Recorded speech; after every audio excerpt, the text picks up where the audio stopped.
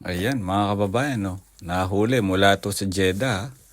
Kung anong meron dyan sa pickle bar o jar na nakikita natin. So, ayun, may sinuksok dito yung pasahero siguro. Malamang, hindi na mahuhulihin yun eh. Yan. Tagal ni kuya. Basagin mo na kuya. Kung naiinip sa'yo eh. Yan. Ano kayang tinatago-tago nito? Kinasing-kasing. Ginto siguro to. Kakulay nung ano eh. Nung laman eh. Ayun. Isa.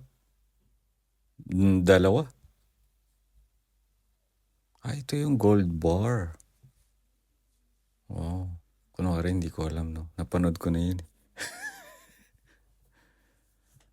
Ayan. Grabe, no? Ang baboy naman. Ilagay sa garapon na may pagkain. Yan. Ooh.